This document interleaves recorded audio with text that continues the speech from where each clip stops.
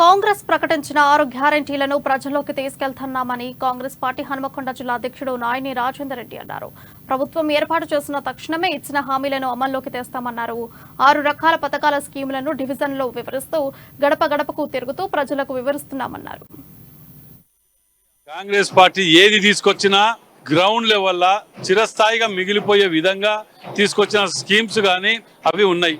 ఇప్పుడు బ్యాంకుల జాతీయం కాడికి మొదలు పెడితే ఇన్ఫర్మేషన్ యాక్ట్ కానివ్వండి, ఉచిత కరెంటు కానివ్వండి, ఫీజు రియంబర్స్మెంట్ కానివ్వండి, ఆరోగ్యశ్రీ కానివ్వండి, ఇవన్నీ కూడా ఏంటంటే ప్రజలలో కింది స్థాయి దాకా అట్టడుగు వర్గాల దాకా చేరినాయి.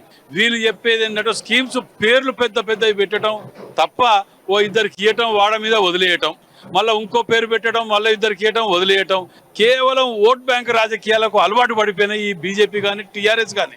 కాంగ్రెస్ అట్లా కాదు, ఏదైతే చెప్తుందో అదే చేస్తుంది. ఒకటే బాణం ఒకటే రాముడు. ఈ డబ్బులు పెట్టుకొని మీడియాల చేతిలో పెట్టుకొని తప్పుడు ప్రచారాలు చేసుకుంటూ బతకటం అలవాటు అయిపోయింది.